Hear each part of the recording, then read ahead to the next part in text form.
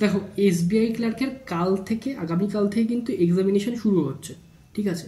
তো তাদের জন্য এই ভিডিওটা খুবই গুরুত্বপূর্ণ হতে চলেছে, এবং পরবর্তী ডেটগুলোতে যাদের এক্সাম আছে তাদের জন্য কিন্তু ভিডিওটা সমান গুরুত্বপূর্ণ। তো তাই বলবো ভিডিওটা শুরু থেকে শেষ অবধি অবশ্যই দেখবে, কোনো রকম স্কিপ করবে না। আর যারা চ্যানেলে নতুন তারা অবশ্যই চ্যানেলটিকে সাবস্ক্রাইব করে দিও, আর ভিডিও ভালো লাগলে অবশ্যই এটা লাইক করো। দেখো কালকে তোমাদের পরীক্ষা যাদের যাদের রয়েছে তাদের ক্ষেত্রে বলবো, তোমাদের যে সেন্টারে তোমাদের এক্সামের পড়েছে, যেখানে ভেন্যু আর কি, পাশাপাশি যেটা তোমার টাইম শিডিউল রয়েছে, মানে যে সময় থেকে তোমাদের এক্সাম শুরু হবে তার কিছুটা আগে, অর্থাৎ 30 থেকে 45 মিনিটস আগে তোমরা কিন্তু এক্সাম সেন্টারে অবশ্যই পৌঁছে যাবে। সেখানে পৌঁছে গিয়ে যা যা ফর্মালিটিস থাকে সেগুলো সমস্ত রকম কমপ্লিট করে তোমরা কিন্তু 10-15 মিনিট মিনিমাম 10-15 মিনিট আগে গিয়ে তোমার যেখানে এক্সাম সিট পড়বে, মানে তোমার যেটা কম্পিউটারটা তোমার যেটা অ্যালট করা হবে তার সামনে কিন্তু তোমাকে বসে রিল্যাক্স একটু করে নিতে হবে, ঠিক আছে। একটু ঠান্ডা মাথায় রিল্যাক্স করে নেওয়ার পরে তোমাদের পরীক্ষা যখন শুরু হবে সেইভাবে কিন্তু তোমাদেরকে পরীক্ষাটা দিতে হবে। আর সব থেকে যেটা ইম্পর্টেন্ট কিছু কথা বলবো এবার, দেখো যে সেকশানই আসুক না কেন, আমার মনে হচ্ছে রিজনিং দিয়ে শুরু হবে। তো যদি রিজনিং দিয়ে তোমাদের শুরু হয় এক্সামটা, তোমাদেরকে মাথায় রাখতে হবে 20 মিনিটের যে স্লটটা থাকবে তার প্রথম 8 থেকে 10 মিনিট, ঠিক আছে। এটা কিন্তু এক্সামের জন্য মানে সব থেকে ইম্পর্টেন্ট একটা টাইম, ঠিক আছে।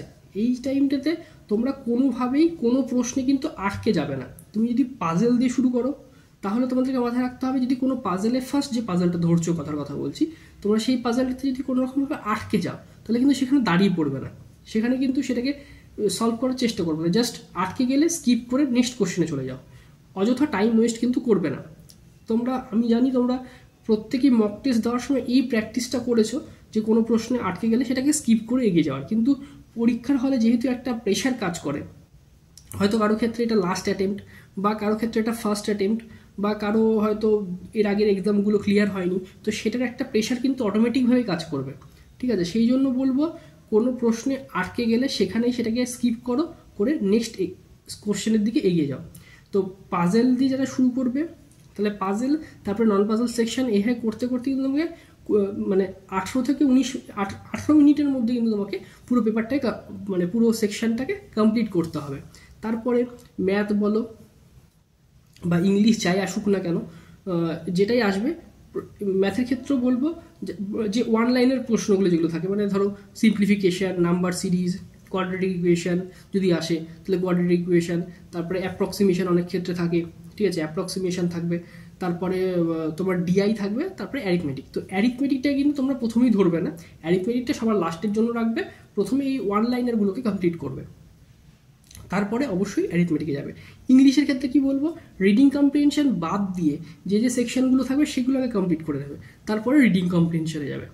ইংলিশ বলো, রিজনিং বলো, কোয়ান্টিটেটিভ অ্যাপটিটিউড বলো, প্রতিটার ক্ষেত্রে একটাই স্ট্র্যাটেজি, সেটা হচ্ছে যে প্রশ্নে আটকে যাবে সেটাকে স্কিপ করো, দিয়ে নেক্সট কোশ্চেনে যাও, ঠিক আছে। কোনো রকম টাইম ওয়েস্ট করার কিন্তু জায়গা নেই, কারণ কোনো একটা প্রশ্নে আটকে গেলে সেখানে টাইম ওয়েস্ট করতে থাকলে তাহলে কিন্তু গোটা পরীক্ষাটাই খারাপ হবে, ঠিক আছে। কোনো একটা সেকশন যদি ফার্স্ট যে সেকশনটা আসবে সেটাতে যদি তোমার খারাপ হয়, সেটার এফেক্টটা কিন্তু দ্বিতীয়টাতে বা তৃতীয়টাতে গিয়ে পড়বে, ঠিক আছে। তাই জন্য আমি বলবো ফার্স্ট যে সেকশন আসবে সেটাকে খুব গুরুত্বপূর্ণভাবে তোমাদের কিন্তু সলভ করতে হবে, খুবই কনসিয়াসলি তোমাদেরকে কিন্তু সলভ করে যেতে হবে, আর কোথাও আটকে গেলে কিন্তু চলবে না। তোমরা সব জানো, সমস্ত কিছু প্র্যাকটিস করেছো, মক টেস্টও দিয়েছো, তাই জন্য যা যা করেছো সেটার জন্য নিজের উপর কনফিডেন্স রাখো, ঠিক আছে।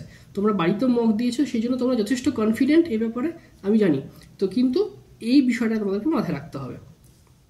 তো ভিডিওটাকে অযথা বড় করব না, তবে একটা কথা বলার, যে তোমাদের যারা কালকের ডেটে পরীক্ষা দিয়ে আসবে, ঠিক আছে, যাদের পরীক্ষা হয়ে যাবে তারা বাড়িতে এসেই কত কাট আপ যাবে, কত কি হতে পারে না হতে পারে সেগুলো দেখে কিন্তু টাইম ওয়েস্ট করবে না। একদিন রেস্ট নিয়ে নেক্সট স্টেপের জন্য কিন্তু প্রিপারেশান নেওয়া শুরু করে দাও, ঠিক আছে। তো এটাই বলার ছিল। আর যারা চ্যানেলে নতুন তারা অবশ্যই চ্যানেলটিকে সাবস্ক্রাইব করে দিও, আর ভিডিও ভালো লাগলে অবশ্যই এটা লাইক করো। তো এটুকুই বলার, তো দেখা হচ্ছে নেক্সট ভিডিওতে।